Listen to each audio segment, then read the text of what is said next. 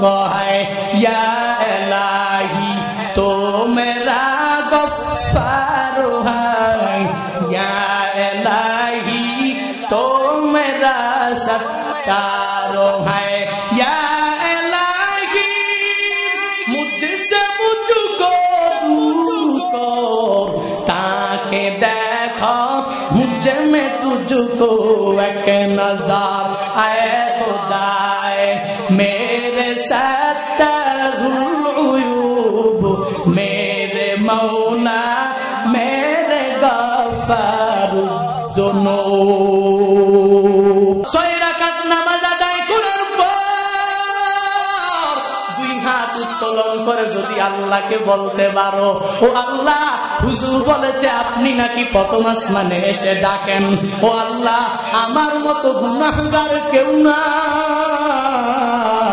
আমি জিন্দেগিতে সগীরা কাবিরা গুনাহের কম করি নাই আপনি আমারে মাআন রাহমাতুল লিল আলামিন নবী আমার জানায়া দেয় আল্লাহ যখন ডাকে ক্ষমা প্রার্থী বান্দারা যখন ক্ষমা চাওয়ার জন্য আমি আল্লাহর কাছে যখন মাফ চাই আমি আল্লাহ তো প্রথম আসমানে এসে বান্দাকে ক্ষমা না করে পারি না বান্দার জিন্দেগির সগীরা কাবিরা গুনাহ আমি আল্লাহ তাআলা সঙ্গে সঙ্গে মাফ করে দেই সুবহানাল্লাহ নবী আমার বলেন 1 নম্বরে আল্লাহ ডাকে কে ক্ষমা চাওয়ার জন্য আসো যদি ক্ষমা চাইতে পারো আমি আল্লাহ মাফ করে দেব শুধু তাই না আল্লাহ প্রথম আসমানে এসে বান্দাকে ডাকে আলামিন মুস্তারজিকিন ফারজুকাহু যেই বান্দা দুনিয়াতে রিজিক নাই টাকা নাই পয়সা নাই স্বাভাবিকভাবে চলার মতো সম্পত্তি নাই ওই বান্দা যদি হালাল হারাম না বেচেতে হারামে দম দিয়েছে কত ট্রিটমেন্ট বান্দা ফলো করেছে ধনী হতে পারে না এই বান্দা যদি রিজিকের বরকত পেতে চায় আর বান্দা যদি পাক্কা একজন ধনী যদি হতে চায় নবী আমার শিক্ষা দেয় লাইলাতুল নিসফি মিন শাবান ওই রাতে তুমি যদি 2 রাকাত 4 রাকাত 6 রাকাত নামাজ আদায় করে করে 2 হাত উত্তোলন করে করে যদি আল্লাহর কাছে রিজিক কামনা করতে পারো আল্লাহকে যদি বলতে পারো ও আল্লাহ চলার মতো আমার টাকা নাই ও আল্লাহ চলার মতো সম্পত্তি নাই ও আল্লাহ স্বাভাবিকভাবে চলার মতো দুনিয়াতে কল্যাণকামী বানায়া দাও আল্লাহ বলেন যেই বান্দা আমি আল্লাহর কাছে ওই রাতে রিজিক চাইবে চাইতে দেরি হবে আমি আল্লাহ বান্দার মনের আশা পূরণ করতে দেরি করতে পারি না শুধু তাই না নবী আমার বলেন আল্লাহ তাআলা কখন বান্দাকে ডাকে যেই বান্দা পরিপূর্ণভাবে অসুস্থ হয়ে আছো ক্যান্সারে আক্রান্ত রোগ ভালো হয় না গ্যাস্ট্রিকের সমস্যা আলসারের সমস্যা বান্দা তোমার রোগ বালাই ঘর থেকে যায় না যদি তুমি ওই লাইলাতুন নিসফি মিন শাবানের রাতে আমার মালিক যখন প্রথম আসমানে ওই সময় যদি আল্লাহর কাছে কান্না করে বলতে পারো হে মালিক আমার রূপ থেকে ঘর থেকে রোগ সরে না আমার দেহ থেকে রোগ সরে না শুধুমাত্র রোগাক্রান্ত বডি নিয়ে আমি সর্বাবস্থায় চলাফেরা করে তুমি আমার রোগের সেবা করে দাও আল্লাহ বলেন যখন ওই বান্দা নবী বলেন আল্লাহ যখন ডাকে বান্দাকে রোগাক্রান্ত বান্দারা আল্লাহর কাছে ওই রাতে চাইতে দেরি আল্লাহ বান্দার রোগকে ভালো করে দিতে দেরি করে না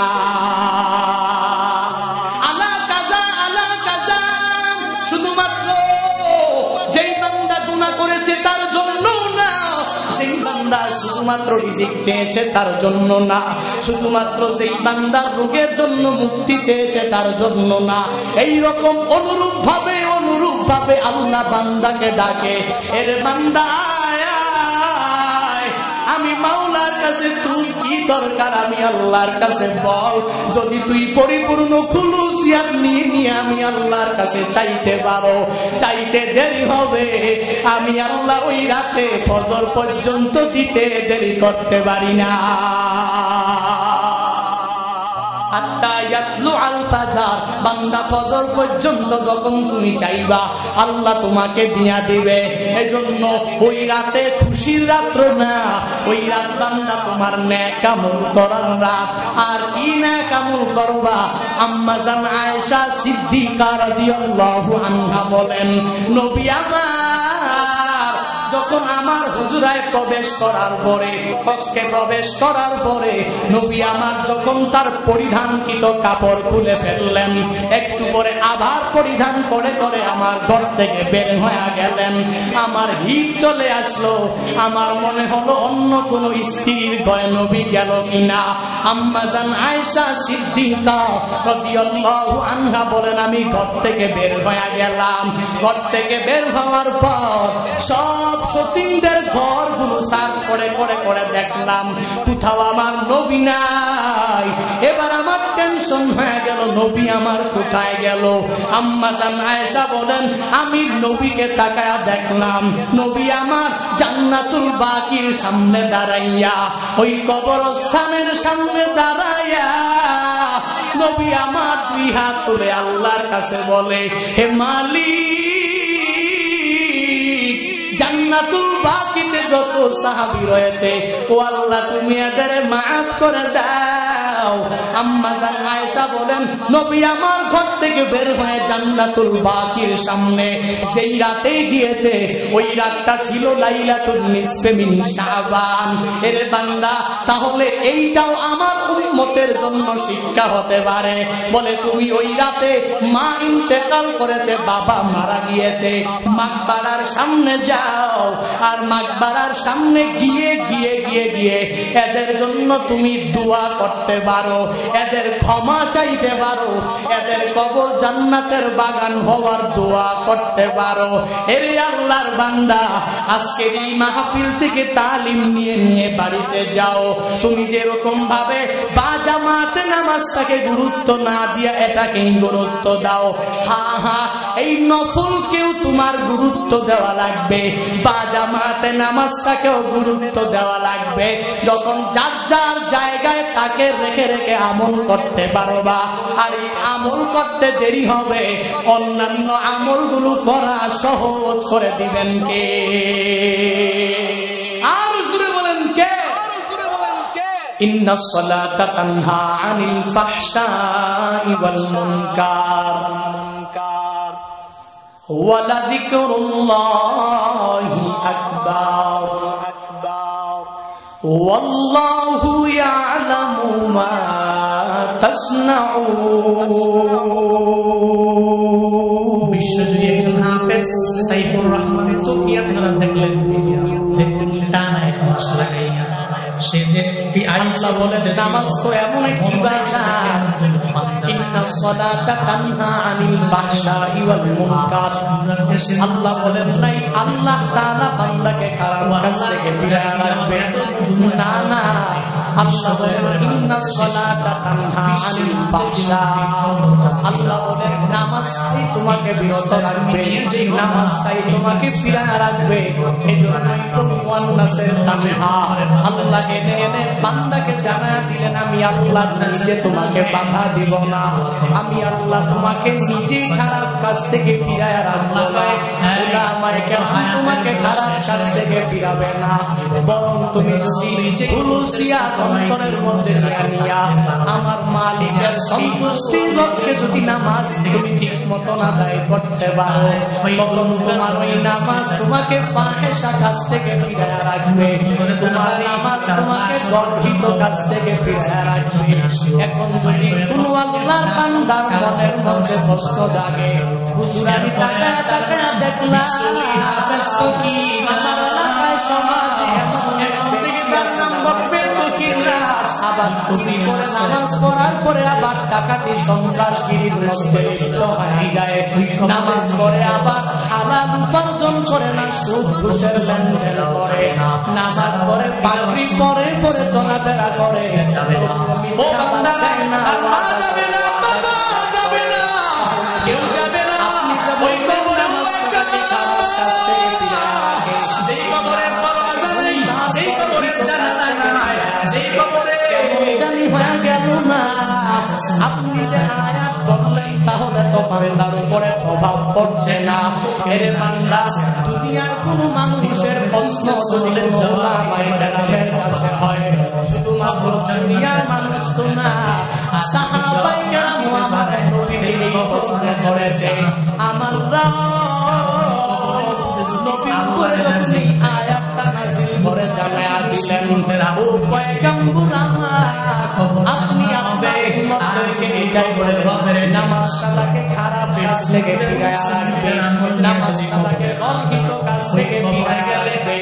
এবার সাহাবায়ে কেরাম এসে এসে নবীর কাছে বলতে চায়,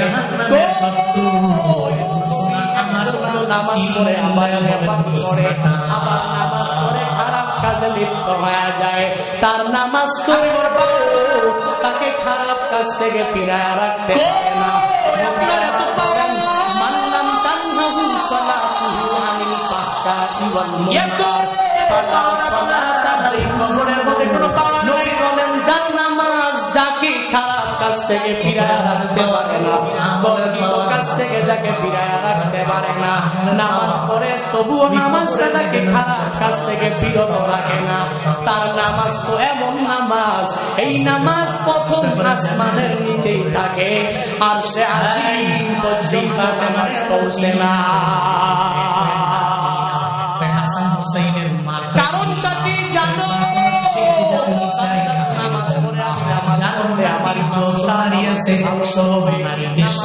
কেন জানো? আমার বক্তা সাহেব দেখলে আমারে ভালো বলবে। নামাজ কেন করে জানো? আমার ফকির সাহেব আমাকে দেখলে মুসলমান বলবে। নামাজ কেন করে জানো? বলে আমার আব্বা আম্মা আমাকে ভালো সন্তান বলে পরিচয় দিবে। নামাজ কেন করে জানো? বলে আমার মাদ্রাসার মুত্তাকিন সাহেব দেখলে আমাকে ভালো বলবে। নামাজ কেন করে জানো? কোনো পাওয়া চলে না, সন্তুষ্টি আর বাহবা থ্যাংক ইউ পাওয়ার মুমিন বান্দা পুরো নামাজ পড়লে সে অহংকার করতে পারে, অথচ আল্লাহর গোলাম আমার মালিকের সন্তুষ্টির জন্য নামাজে যেতে পারে না। যার দরুন বান্দা যতই নামাজ পড়ে নামাজ তাকে খারাপ কাজ থেকে ফিরায় না। কারণটা কি জানো? এই বান্দা তো নামাজ পড়ে মানুষকে দেখানোর জন্য, আর এই লোক দেখানোর নামাজ তো ফাহেশা কাজ থেকে ফিরাবে না, গর্হিত কাজ থেকে ফিরাবে না। বান্দা যখন আমার মালিকের সন্তুষ্টি পাওয়ার জন্য হৃদয়ে মাওলা খুশিয়াত নিয়া নিয়া যাবে, রমাদানের 30টা রোজা বান্দা যখন নামাজ পড়ার পর এই বান্দা চুরি করতে পারে না, ওই নামাজ পড়ার পরে বান্দা ডাকাতি করতে পারে না, ওই নামাজ পড়ার পরে বান্দা হারাম কাজে লিপ্ত হতে পারে না, ওই নামাজ পড়ার পরে বান্দা সুদ আর ঘুষের লেনদেন করতে পারে না। যখন ওই বান্দা খারাপ কাজে লিপ্ত হওয়ার জন্য যাবে, তখন ওই মনে চলে আসবে আমি তো এমন এক পাক্কা মুসল্লি, আমি তো 5 ওয়াক্ত নামাজ জামাতে আদায় করি, আমি নামাজ পড়ার পরে আমার দ্বারা চুরি সম্ভব না, আমি নামাজ পড়ার পরে আমার দ্বারা খারাপ কাজ সম্ভব না। এভাবে 1টা 2টা 3টা 5টা 7টে এই বান্দার দ্বারা আর গুনাহ সম্ভব হবে না। বান্দা যখন আমার মালিকের হৃদয়ে মাওলা আমার মালিকের সন্তুষ্টি পাওয়ার জন্য আপনার 150 বছর বাঁচানোর দায়িত্ব আমাদের, আর আমরা বিশ্বাস যা কিছুই বান্দা করবে না কেন, তবে ওই যখন 20 রাকাত নামাজ বান্দা শুধুমাত্র আল্লাহকে দেখার জন্য, আল্লাহর সন্তুষ্টি পাওয়ার জন্য 100 বছর দুনিয়াতে বাঁচো অসুবিধা নাই, অন্যান্য আমল করাও বান্দার জন্য সহজ হয়ে যাবে। আবার এই বান্দাই নেক আমল করার পরে নেক আমলটাকে খারাপ কাজ থেকে বাঁচাবে। এখন তো আমি 1 নম্বরে বুঝে নিলাম, 5 জামাতে নামাজ পড়লে আমার নামাজ থেকে যতই পালা অন্যান্য আমলগুলো করা আমার জন্য আসানি হবে, অন্যান্য আমল করা আমার জন্য সহজ হয়ে যাবে। কিভাবে স্ট্যান্ডার্ড নামাজ পড়ব, আমি আমার নামাজকে কিভাবে হাই লেভেলের নামাজে পরিণত করব, কেমনে করবা জানো? ঘরের মধ্যে একা একা নামাজ পড়ার মাধ্যমে হাই স্ট্যান্ডার্ড লেভেলের নামাজ হবে না।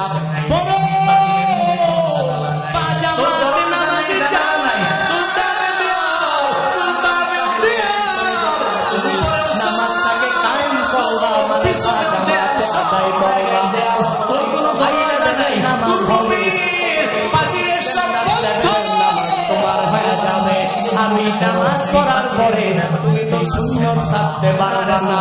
ওই মসজিদে নামাজ পড়ার পর তোমার দ্বারা নফল ছাড়া সম্ভব হবে না। ঘরের মধ্যে বসে বসে একা একা দেখবেন যে বান্দাই নামাজ আদায় করে, চিন্তা ভাবনা করে আজকে ফজরের নামাজ পড়ি, কালকে আমি জামাতে যাব। এভাবে একদিন ফজর করেছে বাসায়, আগামী দিন জোহর করেছে বাসায়, তারপরের দিন আসর মাগরিব এশা করেছে বাসায়। এভাবে আস্তে আস্তে বান্দার প্রতি মসজিদের মহাব্বতটা বান্দার থেকে দূরে সরে যায়। এক পর্যায়ে এমন হয়ে যায় এই বান্দা যে নামাজ বা জামাত না পড়ে ঘরের মধ্যে গুরুত্ব দিয়াই করে। আস্তে আস্তে বলে এবার থেকে ফরজ পড়ব, সুন্নত পড়ব না। আস্তে আস্তে সুন্নত বাদ দিয়া দেয়, আস্তে আস্তে নফলটাও বান্দা বাদ দিয়া দেয়। এক পর্যায়ে বা জামাতে যখন বান্দা নামাজ পড়াটাকে গুরুত্ব না দিয়া ঘরে বসে বসে একা একা নামাজ আদায় করে, এক পর্যায়ে এই বান্দা সুন্নত নফল বাদ দিয়া নামাজের মহাব্বত অন্তর থেকে দূরে সরে যায়, ঠিক কিনা? এজন্য তো বলি নামাজে বা জামাতে যাও, স্ট্যান্ডার্ড লেভেলের নামাজ তুমি বানাইতে যদি চাও তাহলে মসজিদে গিয়া গিয়া ফরজ বিধান ওই নামাজগুলো আদায় করো। অথচ বান্দা, আমাদের আল্লাহর বান্দারা, আমাদের জাতি ভাইরা, মুসলমানের একটা টিম যারা আছে, এই আল্লাহর বান্দা বা জামাতে ফরজ আদায় করে না, বা জামাতে ফজরও করে না, জোহরও করে না, আসর মাগরিব এশাও যায় না, সাপ্তাহিক জুমায়ের নামাজ আদায় করে।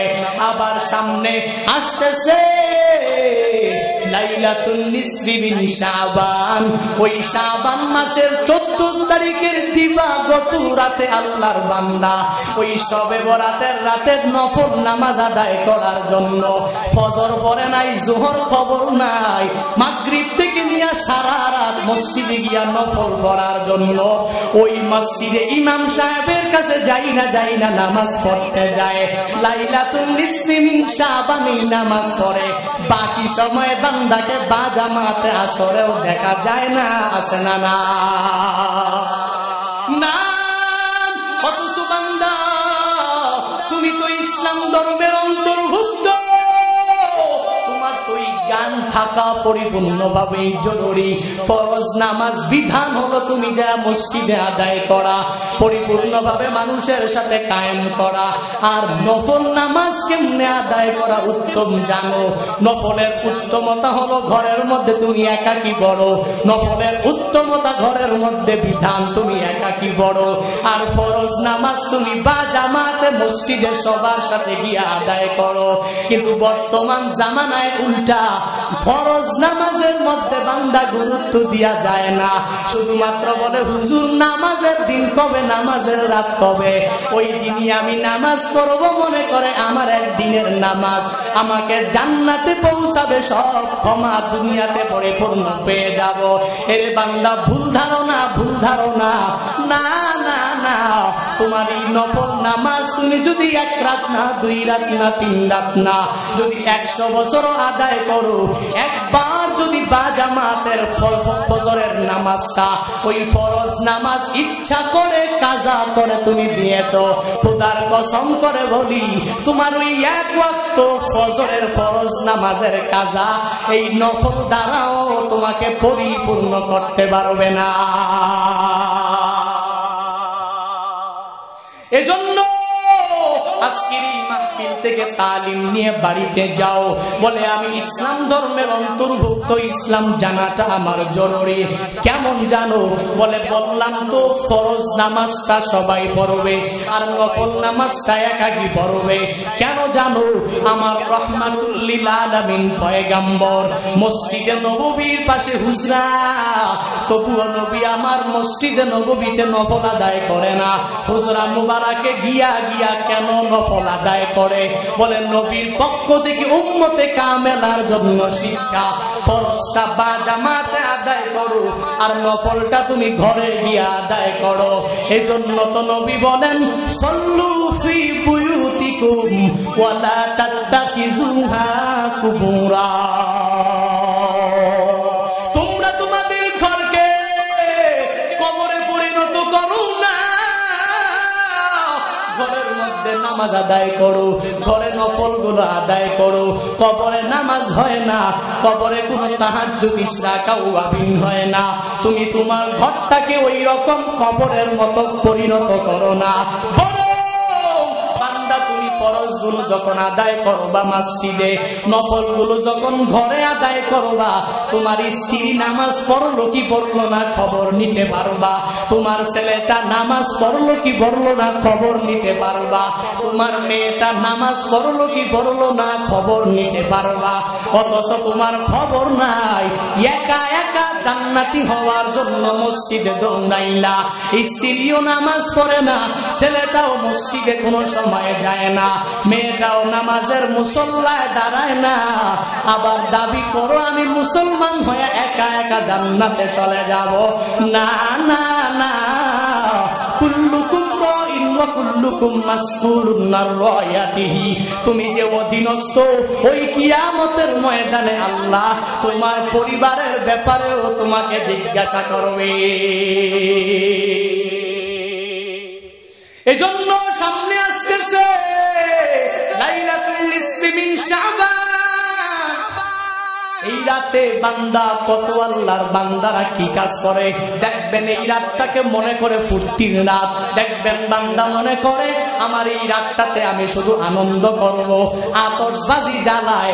এই বান্দা বাজি টাজি নিয়ে কত আনন্দ করে, আর মনে করে আমার এই রাতটা আমার জন্য খুশির রাত, আর মনে করে আমার এই রাতটা আমার জন্য আনন্দের রাত।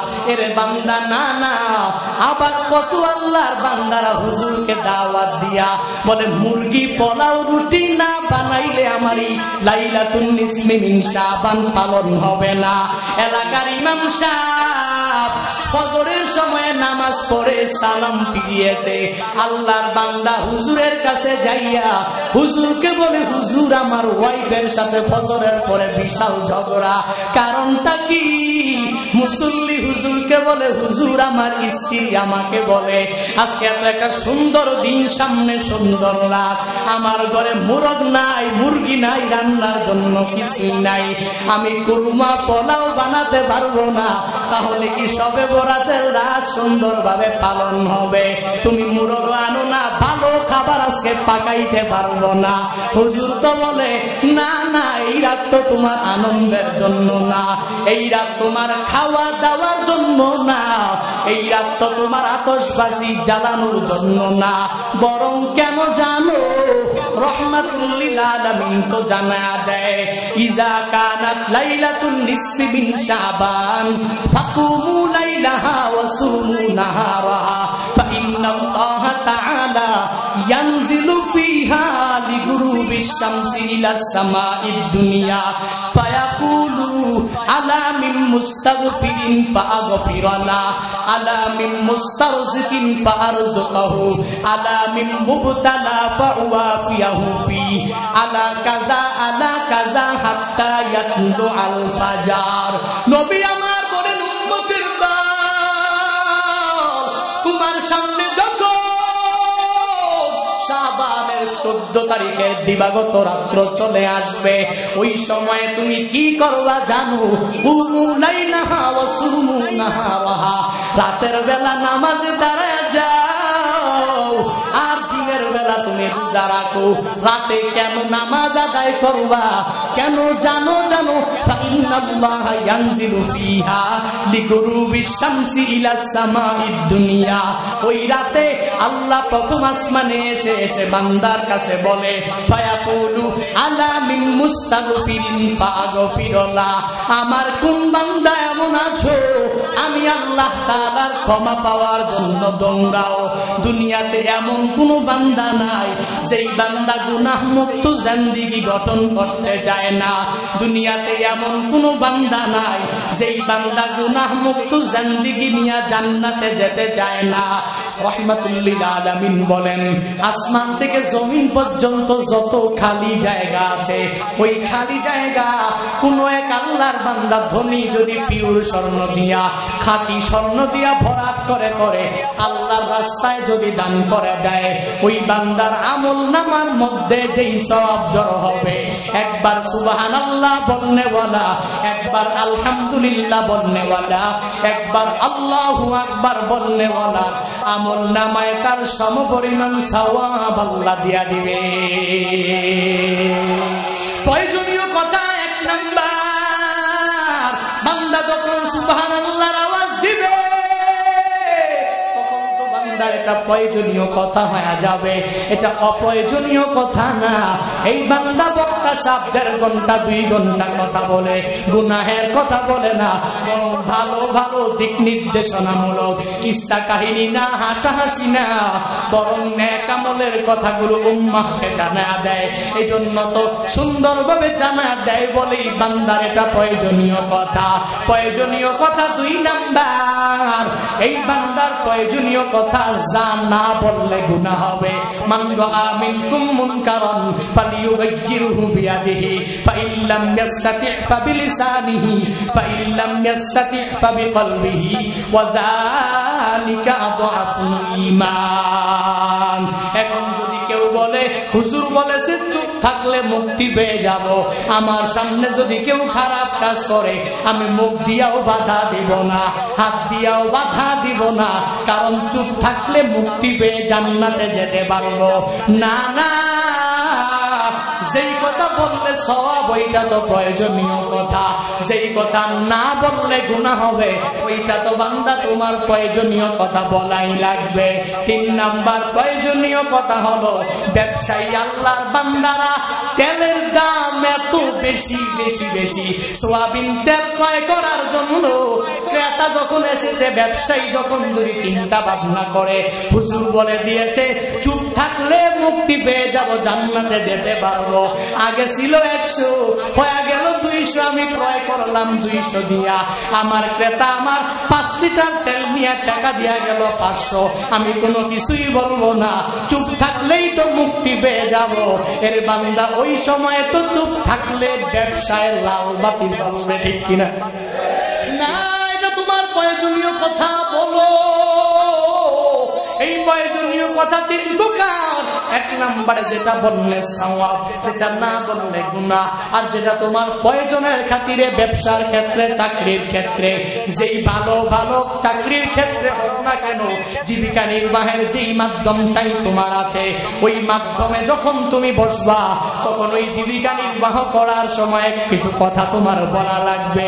এই 3 প্রকারের কথা বান্দা বলো, অসুবিধা নাই, তবে অপ্রয়োজনীয় কথা, মিথ্যা বলা, গীবত করা, বক্তাকে গালিগালাজ করা, বক্তার দুশনিয়া ঘোরাঘুরি করা, ইমাম খতিব হুজুরের দুশনিয়া একজনের তার একজনের কাছে লাগানো, মেম্বার চেয়ারম্যান এমপির দুশগুলা শুধু মানুষের কাছে বলে বলে বেড়ানো, এটা প্রয়োজনীয় কথা হতে পারে না, এটা অপ্রয়োজনীয় কথা। কোন মুমিনে কামেল অপ্রয়োজনীয় কথা বলতে পারে না, ঠিক কিনা? يا أيها الذين آمنوا اجتنبوا كثيرا من الظن إن بعض الظن إثم ولا تجسسوا ولا يغتب بعضكم بعضا أيحب أحدكم أن يأكل لحم أخيه ميتا فكرهتموه واتقوا الله। আল্লাহ বলেন ঈমানওয়ালারা, হে ঈমানওয়ালারা, ইজতানিবু কাসীরাম মিনাজ-জন, অন্যের ব্যাপারে ধারণা করা থেকে বেঁচে থাকো। নিশ্চয়ই কতক ধারণা হলো বড় বড় গুনাহ। অন্যের ব্যাপারে যদি ধারণা করতে মন চায়, সুধারণা করো, কুধারণা করা যাবে না। আর 2 নম্বরে ওয়ালা তাজাসসু, একে অপরের দোষ নিয়ে ঘোরাঘুরি করো না। ঘুরতে যদি মন চায়, ভাইরাল করতে মন চায়, গুণটা নিয়ে ভাইরাল করো, গুণটা আরেকজনের কাছে শেয়ার করে জানায়া দাও। 3 নাম্বার ওয়ালা ইয়াগতাব বাদুকুম বাদা, একে অপরের গীবত তোমরা করো না। আল্লাহ প্রশ্ন করে হামজায়ে ইসতিফহাম দ্বারা আইয়ুহিব্বু আহাদুকুম, তোমাদের কেউ কি পছন্দ করবে? আইয়াকুল লাহমা ফিহি মাইতান, তোমাদের মধ্য থেকে কেউ তার মৃত ভাইয়ের গোশত খাইতে কি পছন্দ করবে? বলে না না। ফাকারিহতুমু, আল্লাহ তো বান্দাকে বানিয়েছে, এই বান্দার খালিক তো আমার আল্লাহ। আল্লাহ তো জানে এই বান্দা কি তার মৃত ভাইয়ের গোশত খাইতে পছন্দ করবে নাকি অপছন্দ করবে। এজন্য আল্লাহ নিজেই বলেন ফাকারিহতুমু, তোমরা তোমাদের মধ্যকার কেউ মৃত ভাইয়ের গোশত খাইতে পছন্দ করবে না, অথচ গীবত করো। এর পরিণাম কি জানো? মৃত ভাইয়ের গোশত ভক্ষণ করা। নাউজুবিল্লাহ। গীবত করা, অন্যের দোষ নিয়ে ঘোরাঘুরি করা যাবে, অন্যের ব্যাপারে কুধারণা করা যাবে। আল্লাহ আমাদের হেফাজত করুন। পড়ে না আমি কম কথা বলবো, কম মেলামেশা করবো, প্রয়োজনীয় কথা বলবো, অপ্রয়োজনীয় কথা থেকে নিজেকে বাঁচায় রাখবো। নবী তো বলেন দুচুয়ালের মধ্যবর্তী স্থান জিহ্বা, দুরানের মধ্যবর্তী স্থান লজ্জা স্থান। এই 2 জিনিসের হেফাজত যে আমার উম্মত করতে পারবে, আজমান লাহুল জান্নাহ। নবী বলেন আমি নিজে তার জান্নাতের জিম্মাদারি নিয়ে আনব। হায় হায়, দামি কথা না কম দামি কথা? নবী জান্নাতের জিম্মাদারি নিয়ে আনিবে। এজন্য সাবধান, নিজের দুচোয়ালের মধ্যবর্তী স্থানে জিহ্বা দিয়া যখন যেটা বলার দরকার তখনই বলে দিলা। একজনের ব্যাপারে শুধু ধারণা করলাম, একজনকে গালিগালাজ করলাম, চাইলাম হাসতে হাসতে মিথ্যা বললাম না, এগুলো করা যাবে? পারবেন তো ইনশাআল্লাহ? আল্লাহ তাআলা আমাদের তৌফিক দান করুন। 4 নাম্বার আমল মুহাসাবা আর মুরাকাবা। বিশাল এক বয়ান, শেষ করতে পারবো না, শেষ করে দিই দ্রুত। মুহাসাবা মুরাকাবা, এই আমল আমি কেমনে করব? বলে আমার একটা চিন্তা ঢুকানো লাগবে, চিন্তা অন্তরে ঢুকানো লাগবে। আমি হিসাব আল্লাহর কাছে দিয়া জান্নাতে যেতে পারবো কিনা, আমার নামাজ কবুল হয় কিনা, আমার রোজা কবুল হয় কিনা, হায় হায় নেক আমল যে করলাম কবুল হলো কিনা, রোজা রাখলাম কবুল হলো কিনা, এই চিন্তা ঢুকানো লাগবে। 5 নাম্বার আমল হলো জিন্দেগিতে নামাজ বাদ দিয়েছি, রোজা বাদ দিয়েছি, অনেক মিথ্যা কথা বলেছি, গীবত করেছি, অনেক নিন্দা করেছি, খারাপ কাজ করে ফেলেছি। আল্লাহকে ভয় করে এসে 5 নাম্বার আমল পথ খোলা, তাওবার রাস্তার ইস্তিগফার। যদি বান্দা এই আমল যদি ঠিক মতন করতে পারো, তাহলে অতীতের জিন্দেগির গুনাহ আল্লাহ তাআলা ক্ষমা করে দিবে। এই 5টি আমল যদি করতে পারে, অন্যান্য আমলগুলো করাও আপনার জন্য খুব সহজ হয়ে যাবে। কারণ নামাজ আপনি বললে খারাপ কাজ করতে পারলেন না, খারাপ কাজের দিকটা আস্তে আস্তে আস্তে আস্তে দূর হয়ে যাবে। সগীরা গুনাহ কাবিরা গুনাহের প্রতি একটা ঘৃণা সৃষ্টি হয়ে যাবে। তারপর আস্তে আস্তে নামাজ পড়লেন, নেক আমল করলেন, আগে ফরজ করলেন, সুন্নত করলেন, তারপর তাহাজ্জুদ, তারপর ইশা, তারপর আল্লাহ বিজ। হায় হায়, নামাজের মজা, রোজার মজা, নেক আমলের মজা এমনিতেই আমার অন্তরের মধ্যে আল্লাহ তাআলা ঢুকিয়ে দিবে। আল্লাহ এই মৌলবাজার রাজনগরের মুসলমানদেরকে এই আমলগুলো করে করে করে করে জান্নাতি না বানায়া আপনি কবরে নিয়ে করে না। নবী আমার বলেন 1 নম্বরে আল্লাহ ডাকে কে ক্ষমা চাওয়ার জন্য আসো, যদি ক্ষমা চাইতে পারো আমি আল্লাহ মাফ করে দেব।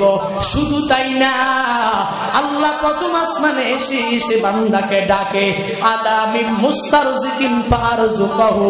যেই বান্দা দুনিয়াতে রিজিক নাই, টাকা নাই, পয়সা নাই, স্বাভাবিকভাবে চলার মতো সম্পত্তি নাই, ওই বান্দা যদি হালাল হারাম না বেচেছে, হারামে দম দিয়েছে, কত ট্রিটমেন্ট বান্দা ফলো করেছে, ধনী হতে পারে না।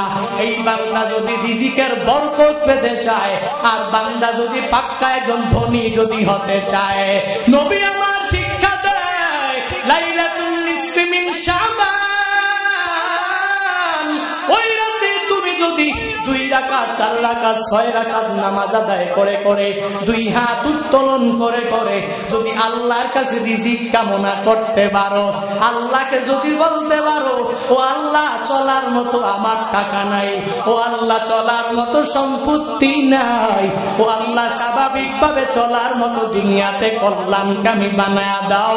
আল্লাহ বলেন যেই বান্দা আমি আল্লাহর কাছে ওই রাতে রিজিক চাইবে, চাইতে দেরি হবে, আমি আল্লাহ বান্দার মনের আশা পূরণ করতে দেরি করতে পারি না।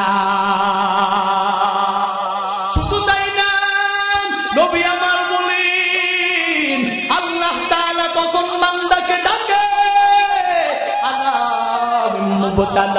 যেই বান্দা পরিপূর্ণভাবে অসুস্থ হয়ে আছো, ক্যান্সারে আক্রান্ত, রোগ ভালো হয় না, গ্যাস্ট্রিকের সমস্যা, আলসারের সমস্যা, বান্দা তোমার রোগ বালাই ঘর থেকে যায় না যায় না। যদি তুমি ওই লাইলাতুন নিসফি মিন শাবানের রাতে আমার মালিক যখন প্রথম আসমানে, ওই সময় যদি আল্লাহর কাছে কান্না করে বলতে পারো, হে মালিক আমার রূপ থেকে ঘর থেকে রোগ সরে না, আমার দেহ থেকে রোগ সরে না, শুধুমাত্র রোগাক্রান্ত বডি নিয়ে আমি সর্বাবস্থায় চলাফেরা করে, তুমি আমার রোগের সেবা করে দাও। আল্লাহ বলেন যখন ওই বান্দা, নবী বলেন আল্লাহ যখন ডাকে বান্দাকে, রোগাক্রান্ত বান্দারা আল্লাহর কাছে ওই রাতে চাইতে দেরি, আল্লাহ বান্দার রোগকে ভালো করে দিতে দেরি করে না।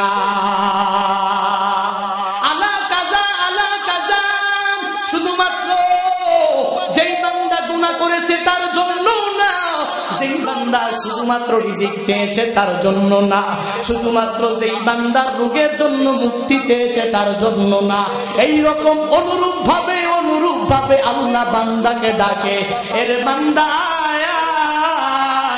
আমি মাওলার কাছে, তুই কি দরকার আমি আল্লাহর কাছে বল। যদি তুই পরিপূর্ণ খুলুসিয়াত নিয়ে আমি আল্লাহর কাছে চাইতে পারো, চাইতে দেরি হবে, আমি আল্লাহ ওই রাতে ফজর পর্যন্ত দিতে দেরি করতে পারি না।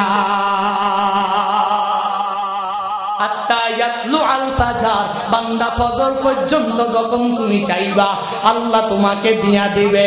এজন্য ওই রাতে খুশির রাত্র না, ওই রাত বান্দা তোমার নেক আমল করার রাত। আর কি নেক আমল করবা?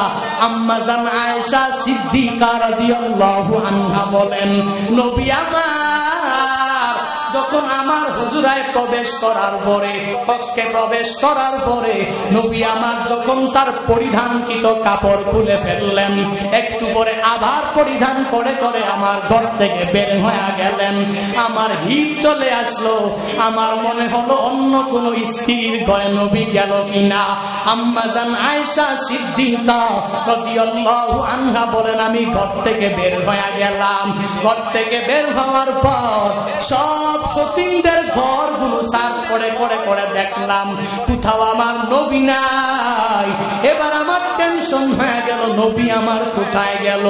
আম্মা জান আয়েশা বলেন, আমি নবীকে তাকায়া দেখলাম, নবী আমার জান্নাতুল বাকির সামনে দাঁড়াইয়া, ওই কবরস্থানের সামনে দাঁড়াইয়া নবী আমার 2 হাত তুলে আল্লাহর কাছে বলে, হে মালিক, জান্নাতুল বাকিতে যত সাহাবী রয়েছে, ও আল্লাহ তুমি এদের মাফ করে দাও। আম্মা জান আয়েশা বলেন, নবী আমার ঘর থেকে বের হয়ে জান্নাতুল বাকির সামনে সেই রাতে গিয়েছে, ওই রাতটা ছিল লাইলাতুন নিসফি মিন শাবান। এর বান্দা, তাহলে এইটাও আমার উম্মতের জন্য শিক্ষা হতে পারে। বলে তুমি ওই রাতে মা ইন্তেকাল করেছে, বাবা মারা গিয়েছে, মাকবারার সামনে যাও, আর মাকবারার সামনে গিয়ে গিয়ে গিয়ে গিয়ে এদের জন্য তুমি দোয়া করতে পারো, এদের ক্ষমা চাইতে পারো, এদের কবর জান্নাতের বাগান হওয়ার দোয়া করতে পারো। এর আল্লাহর বান্দা, আজকের এই মাহফিল থেকে তালিম নিয়ে নিয়ে বাড়িতে যাও। তুমি যেরকম ভাবে বাজামাতে নামাজটাকে গুরুত্ব না দিয়া এটাকেই গুরুত্ব দাও, এই নফলকেও তোমার গুরুত্ব দেওয়া লাগবে, বাজামাতে নামাজটাকেও গুরুত্ব দেওয়া লাগবে। যখন যার যার জায়গায় তাকে রেখে রেখে আমল করতে পারবা, আর এই আমল করতে দেরি হবে, অন্যান্য আমলগুলো করা সহজ করে দিবেন কে? আর জোরে বলেন কে? ইন্নাস সালাতা তানহা আনিল ফাহশাই ওয়াল মুনকার ওয়া লাযিকরুল্লাহি আকবার ওয়াল্লাহু ইয়ালামু মা তাসনাউন।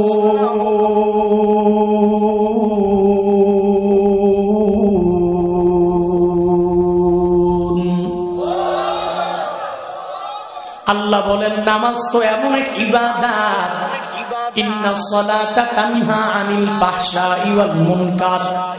আল্লাহ বলেন নাই আল্লাহ তাআলা বান্দাকে খারাপ কাজ থেকে ফিরায় রাখবে, না না, আল্লাহ বলেন ইন্নাস সালাতা তানহা আনিল ফাহশা।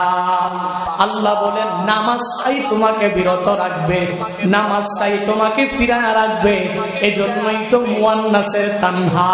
আল্লাহ এনে এনে বান্দাকে জানায়া দিলেন আমি আল্লাহ নিজে তোমাকে বাধা দিব না, আমি আল্লাহ তোমাকে নিজে খারাপ কাজ থেকে ফিরায় রাখবো না। উলামায়ে কেরাম তোমাকে খারাপ কাজ থেকে ফিরাবে না, বরং তুমি যদি খুলুসিয়াত অন্তরের মধ্যে নিয়া আমার মালিকের সন্তুষ্টির লক্ষ্যে যদি নামাজ তুমি ঠিক মতন আদায় করতে পারো, তখন তোমার ওই নামাজ তোমাকে ফাহেশা কাজ থেকে ফিরায় রাখবে, তোমার নামাজ তোমাকে গর্হিত কাজ থেকে ফিরায় রাখবে। এখন যদি কোন আল্লাহর বান্দার মনের মধ্যে প্রশ্ন জাগে, হুজুর আমি তাকায়া তাকায়া দেখলাম আমার এলাকায় সমাজে এমন অনেক ব্যক্তি আছে নামাজ পড়ার পরে আবার চুরি করে, নামাজ পড়ার পরে আবার ডাকাতি সন্ত্রাসগিরির মধ্যে লিপ্ত হয়ে যায়, নামাজ পড়ে আবার হালাল উপার্জন করে না, সুদ ঘুষের লেনদেন করে, নামাজ পড়ে পাগড়ি পরে পরে চলাফেরা করে, তবুও মিথ্যা বাদ দেয় না, ওয়াদা করে ওয়াদা খেলাপ করে। তাহলে হুজুর আপনি যে বললেন নামাজটা তাকে খারাপ কাজ থেকে ফিরায় রাখে, এই নামাজটাকে মুনকার গর্হিত কাজ থেকে ফিরায় রাখে, কেমন জানি হয়ে গেল না? আপনি যে আয়াত বললেন তাহলে তো বান্দার উপরে প্রভাব পড়ছে না। এরে বান্দা, দুনিয়ার কোন মানুষের প্রশ্ন যদি কোন উলামায়ে কেরামের কাছে হয়, শুধুমাত্র দুনিয়ার মানুষ তো না, সাহাবায়ে কেরামও আমার নবীকে এই প্রশ্ন করেছে। আমার নবীর উপরে যখন এই আয়াতটা নাজিল করে জানায়া দিলেন, ও পয়গম্বর আমার, আপনি আপনার উম্মতদেরকে এটাই বলেন নামাজটা তাকে খারাপ কাজ থেকে ফিরায়া রাখবে, নামাজটা তাকে গর্হিত কাজ থেকে ফিরায়া রাখবে। এবার সাহাবায়ে কেরাম এসে এসে নবীর কাছে জানতে চায়, তো নামাজ পড়ে আবার নেফাকি করে, আবার নামাজ পড়ে খারাপ কাজে লিপ্ত হয়ে যায়, তার নামাজ তো তাকে খারাপ কাজ থেকে ফিরায় রাখতে পারে না। নবী আমার বলেন মানলাম তানহাহু সালাতুহু আনিল ফাহশাই ওয়াল মুনকার ফালা সালাতা লাহু। নবী বলেন যার নামাজ যাকে খারাপ কাজ থেকে ফিরায় রাখতে পারে না, গর্হিত কাজ থেকে যাকে ফিরায় রাখতে পারে না, নামাজ পড়ে তবুও নামাজটা তাকে খারাপ কাজ থেকে বিরত রাখে না, তার নামাজ তো এমন নামাজ, এই নামাজ প্রথম আসমানের নিচেই থাকে, আর সে আজিম পর্যন্ত নামাজ পৌঁছে না। কারণটা কি জানো? বান্দা তো নামাজ পড়ে আমি নামাজ পড়লে আমার ইমাম সাহেব আমাকে ভালো বলবে। নামাজ পড়ে কেন জানো? আমার বক্তা সাহেব দেখলে আমারে ভালো বলবে। নামাজ কেন পড়ে জানো? আমার খতিব সাহেব আমাকে দেখলে মুসল্লি বলবে। নামাজ কেন পড়ে জানো? বলে আমার আব্বা আম্মা আমাকে ভালো সন্তান বলে পরিচয় দিবে। নামাজ কেন পড়ে জানো? বলে আমার মাদ্রাসার মুহতামিম সাহেব দেখলে আমাকে ভালো বলবে। নামাজ কেন পড়ে জানো? বলে মানুষের সন্তুষ্টি আর বাহবা থ্যাংক ইউ পাওয়ার জন্য। এই বান্দা নামাজ পড়ে রোজা রাখে, নেক আমল করে, অথচ আল্লাহর গোলাম আমার মালিকের সন্তুষ্টির জন্য নামাজে যেতে পারে না। যার দরুন বান্দা যতই নামাজ পড়ে নামাজটাকে খারাপ কাজ থেকে ফিরায় না। কারণটা কি জানো? এই বান্দা তো নামাজ পড়ে মানুষকে দেখানোর জন্য, আর এই লোক দেখানো নামাজ তো ফাহেসা কাজ থেকে ফিরাবে না, গর্হিত কাজ থেকে ফিরাবে না। বান্দা যখন আমার মালিকের সন্তুষ্টি পাওয়ার জন্য হৃদয়ে মাওলা খুলুসিয়াত নিয়া নিয়া নামাজের মুসল্লায় দাঁড়ায়া যাবে, রমাদানের 30টা রোজা বান্দা যখন ঠিক মতন রাখবে, তখন নামাজ পড়ার পর এই বান্দা চুরি করতে পারে না। ওই নামাজ পড়ার পরে বান্দা ডাকাতি করতে পারে না। ওই নামাজ পড়ার পরে বান্দা হারাম কাজে লিপ্ত হতে পারে না। ওই নামাজ পড়ার পরে বান্দা সুদ আর ঘুষের লেনদেন করতে পারে না। যখন ওই বান্দা খারাপ কাজে লিপ্ত হওয়ার জন্য যাবে, তখন ওই মনে চলে আসবে আমি তো এমন এক পাক্কা মুসল্লি, আমি তো 5 ওয়াক্ত নামাজ বা জামাতে আদায় করি। আমি নামাজ পড়ার পরে আমার দ্বারা চুরি সম্ভব না। আমি নামাজ পড়ার পরে আমার দ্বারা খারাপ কাজ সম্ভব না। এভাবে 1টা 2টা 3টা 5টা 7টে এই বান্দার দ্বারা আর গুনাহ সংগঠিত হবে না। বান্দা যখন আমার মালিকের হৃদয়ে মাওলা আমার মালিকের সন্তুষ্টি পাওয়ার জন্য সামনের রমাদানের 30টা রোজা যখন বান্দা রাখবে, সাহারি আর ইফতার আর আউয়াবিল ইশরাক যা কিছুই বান্দা পড়বে না কেন, তারাউহের যখন 20 রাকাত নামাজ বান্দা শুধুমাত্র আল্লাহকে দেখার জন্য, আল্লাহর সন্তুষ্টি পাওয়ার জন্য বান্দা যখন এই নেক আমলগুলো চালু করে দিবে, অন্যান্য আমল করাও বান্দার জন্য সহজ হয়ে যাবে।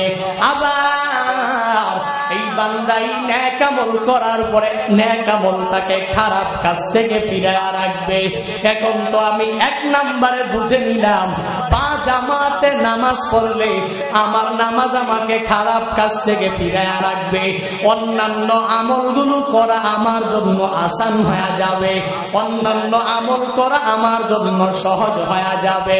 এবার আমি আমার নামাজকে কিভাবে স্ট্যান্ডার্ড নামাজ করব, আমি আমার নামাজকে কিভাবে হাই লেভেলের নামাজে পরিণত করব, কেমনে করবা জানো? ঘরের মধ্যে একা একা নামাজ পড়ার মাধ্যমে হাই স্ট্যান্ডার্ড লেভেলের নামাজ হবে না, বড় বা জামাতে নামাজে যাও। ইমাম সাহেবের পিছনে যখন তুমি নামাজটাকে কায়েম করবা, মানে বা জামাতে আদায় করবা, তখনই তো হাই লেভেলের নামাজ হবে, তখনই তো স্ট্যান্ডার্ড লেভেলের নামাজ তোমার হয়ে যাবে।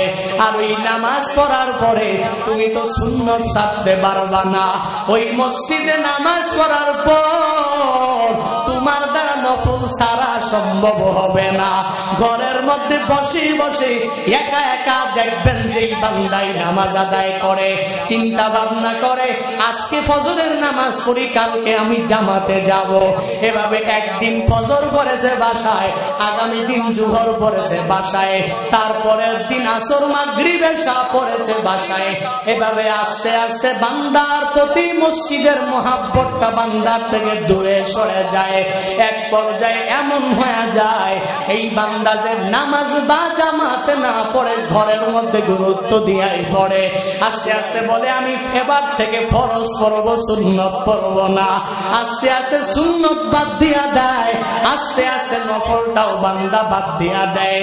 এক পর্যায়ে বা জামাতে যখন বান্দা নামাজ পড়াটাকে গুরুত্ব না দিয়া ঘরে বসে বসে একা একা নামাজ আদায় করে, এক পর্যায়ে এই বান্দা সুন্নত নফল বাদ দিয়া নামাজের মহব্বত অন্তর থেকে দূরে সরে যায়, ঠিক কিনা?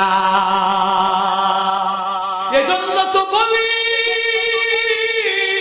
নামাজে বা জামাতে যাও, স্ট্যান্ডার্ড লেভেলের নামাজ তুমি বানাইতে যদি চাও তাহলে মসজিদে গিয়া গিয়া ফরজ বিধান ওই নামাজগুলো আদায় করো।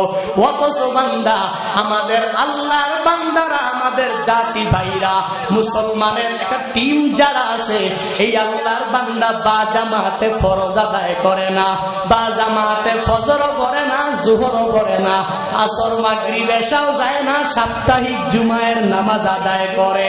আবার সামনে আসতেছে লাইলাতুন নিসফি মিন শাবান, ওই শাবান মাসের 14 তারিখের দিবাগত রাতে আল্লাহর বান্দা ওই শবে বরাতের রাতের নফল নামাজ আদায় করার জন্য ফজর পড়ে নাই, জোহর খবর নাই, মাগরিব থেকে নিয়ে সারা রাত মসজিদে গিয়া নফল পড়ার জন্য ওই মসজিদে ইমাম সাহেবের কাছে যাই না নামাজ পড়তে যায়।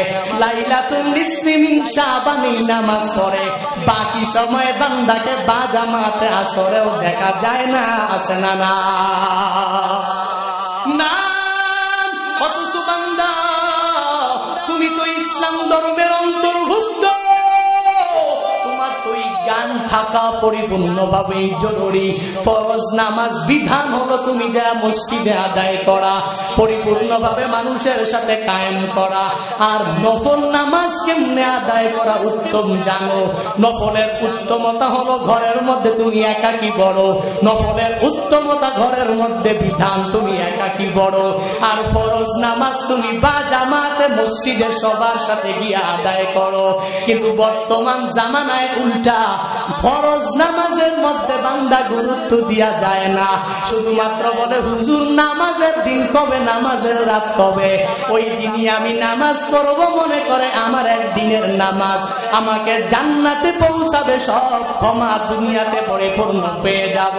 এর বান্দা ভুল ধারণা, না না না, তোমার এই নফল নামাজ তুমি যদি 1 রাত না, 2 রাত না, 3 রাত না, যদি 100 বছরও আদায় করো, একবার যদি বা জামাতের ফজরের নামাজটা, ওই ফরজ নামাজ ইচ্ছা করে কাজা করে তুমি দিয়েছো, খোদার কসম করে বলি তোমার ওই 1 ওয়াক্ত ফজরের ফরজ নামাজের কাজা এই নফল দ্বারাও তোমাকে পরিপূর্ণ করতে পারবে না। এজন্য আজকের এই মাহফিল থেকে তালিম নিয়ে বাড়িতে যাও, বলে আমি ইসলাম ধর্মের অন্তর্ভুক্ত, ইসলাম জানাটা আমার জরুরি। কেমন জানো? বলে বললাম তো ফরজ নামাজটা সবাই পড়বে আর নফল নামাজটা একাকী পড়বে। কেন জানো? আমার রহমাতুল লিল আলামিন পয়গম্বর মসজিদে নববীর পাশে হুজরা, তবুও নবী আমার মসজিদে নববীতে নফল আদায় করে না। হুজরা মুবারকে গিয়া গিয়া কেন নফল আদায় করে? বলে নবীর পক্ষ থেকে উম্মতে কামেলার জন্য শিক্ষা, ফরজটা বা জামাতে আদায় করো আর নফলটা তুমি ঘরে গিয়া আদায় করো।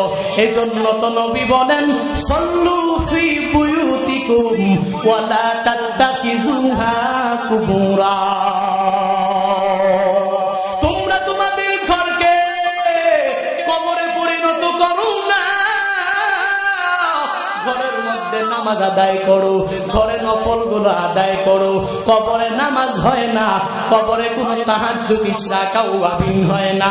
তুমি তোমার ঘরটাকে ওই রকম কবরের মতো পরিণত করো না, বান্দা তুমি ফরজগুলো যখন আদায় করবা মসজিদে, নফলগুলো যখন ঘরে আদায় করবা, তোমার স্ত্রী নামাজ পড়লো কি পড়লো না খবর নিতে পারবা, তোমার ছেলেটা নামাজ পড়লো কি পড়লো না খবর নিতে পারবা, তোমার মেয়েটা নামাজ পড়লো কি পড়লো না খবর নিতে পারবা।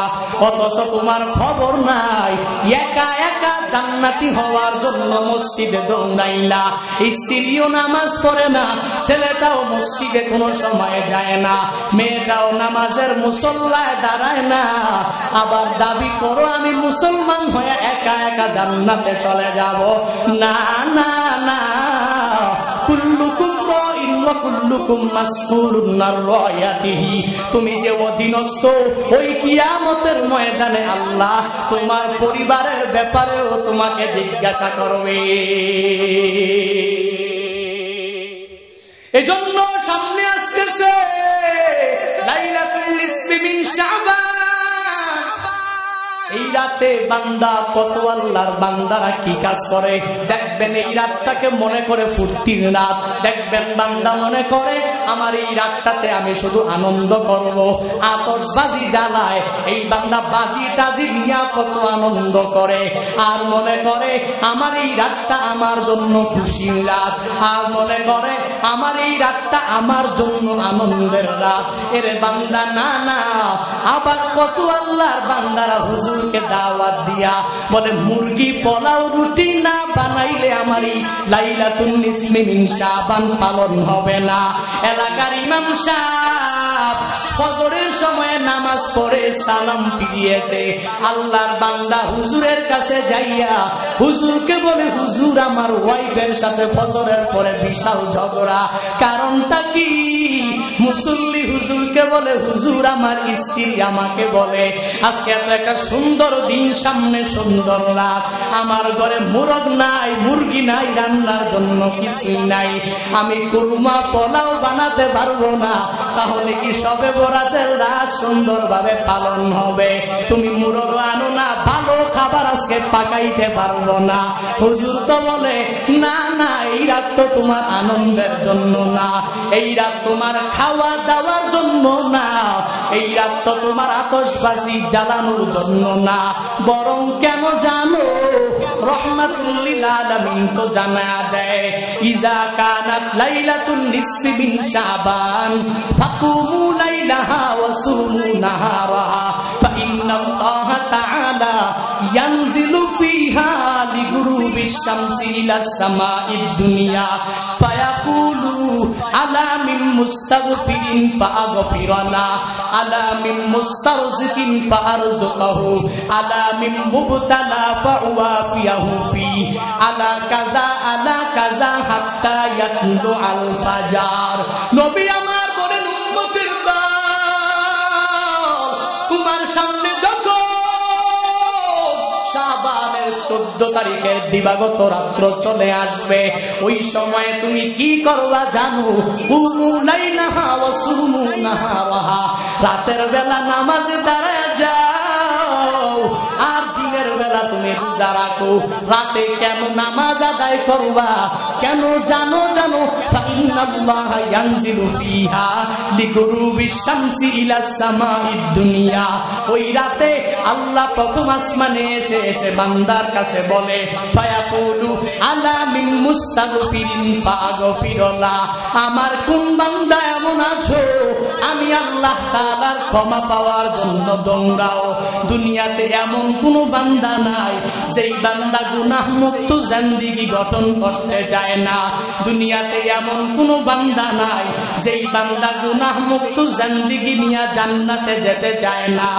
রহমাতুল লিল আলামিন বলেন আসমান থেকে জমিন পর্যন্ত যত খালি জায়গা আছে, ওই খালি জায়গা কোন এক আল্লাহর বান্দা ধনী যদি পিওর স্বর্ণ দিয়া, খাঁটি স্বর্ণ দিয়া ভরাট করে আল্লাহর রাস্তায় যদি দান করা যায়, ওই বান্দার আমল নামার মধ্যে যেই সওয়াব জড়ো হবে, একবার সুবহানাল্লাহ বলনেওয়ালা, একবার আলহামদুলিল্লাহ বলনেওয়ালা, একবার আল্লাহু আকবার বলনেওয়ালা আমল নামায় তার সমপরিমাণ সওয়াব আল্লাহ দিয়া দিবে।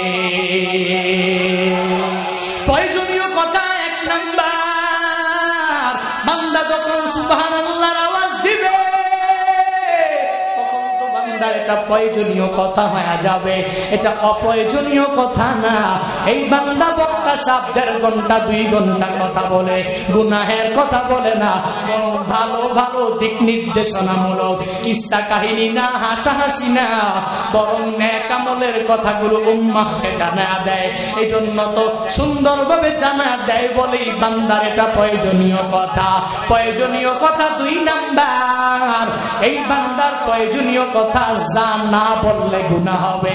মান রাআ মিনকুম মুনকারান ফালিয়ুগাইয়িরহু বিয়াদিহি ফাইন লাম ইয়াসতাতি' ফাবিলিসানিহি ফাইন লাম ইয়াসতাতি' ফাবিকলবিহি ওয়া যালিকা আযআফুল ঈমান।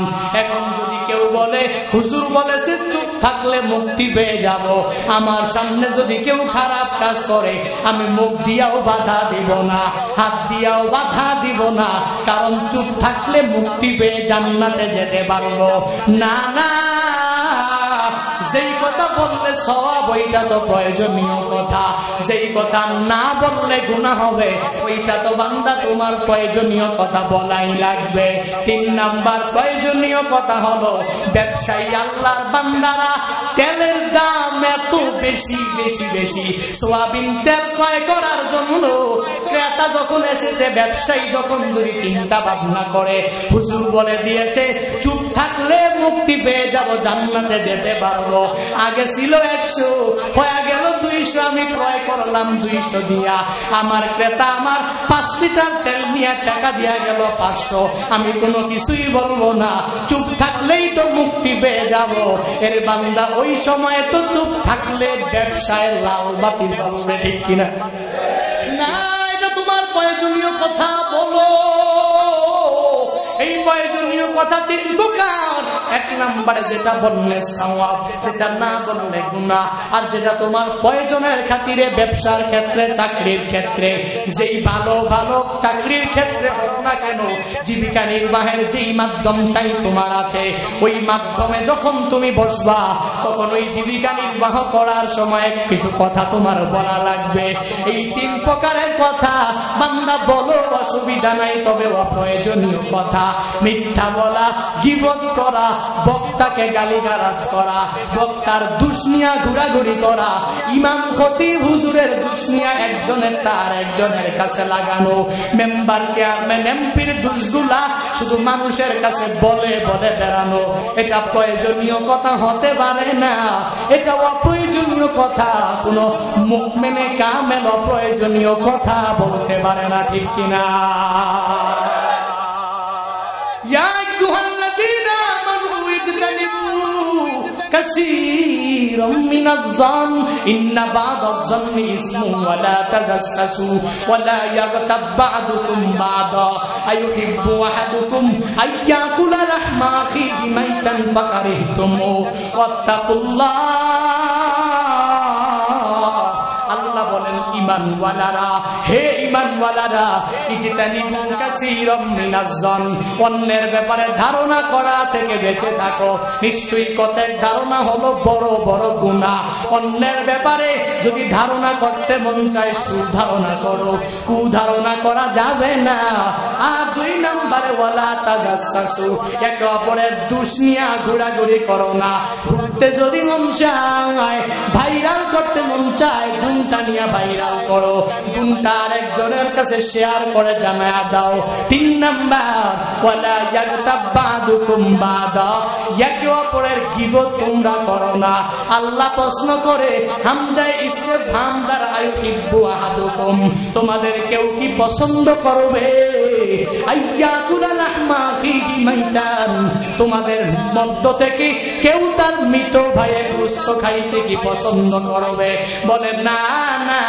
ফাকারিহতুমু, আল্লাহ তো বান্দাকে বানিয়েছে, এই বান্দার খালিক তো আমার আল্লাহ। আল্লাহ তো জানে এই বান্দা কি তার মৃত ভাইয়ের গোশত খাইতে পছন্দ করবে নাকি অপছন্দ করবে। এই জন্য আল্লাহ নিজেই বলেন ফাকারিহতুমু, তোমরা তোমাদের মধ্যকার কেউ মৃত ভাইয়ের গোশত খাইতে পছন্দ করবে না, অথচ গীবত করো। এর পরিণাম কি জানো? মৃত ভাইয়ের গোস্ত ভক্ষণ করা, নাউজুবিল্লাহ। গীবত করা, শিকায়ত করা, অন্যের দোষ নিয়ে ঘোরাঘুরি করা যাবে? অন্যের ব্যাপারে কুধারণা করা যাবে? আল্লাহ আমাদের হেফাজত করুন। পড়ে না আমি কম কথা বলবো, কম মেলামেশা করবো, প্রয়োজনীয় কথা বলবো, অপ্রয়োজনীয় কথা থেকে নিজেকে বাঁচিয়ে রাখবো। নবী তো বলেন, দু চুয়ালের মধ্যবর্তী স্থান জিহ্বা, দু রানের মধ্যবর্তী স্থান লজ্জা স্থান। এই দুই জিনিসের হেফাজত যে আমার উম্মত করতে পারবে, আজমান লাহুল জান্নাহ। নবী বলেন, আমি নিজে তার জান্নাতের জিম্মাদারি নিয়ে আনবো। হায় হায়, দামি কথা না কম দামি কথা?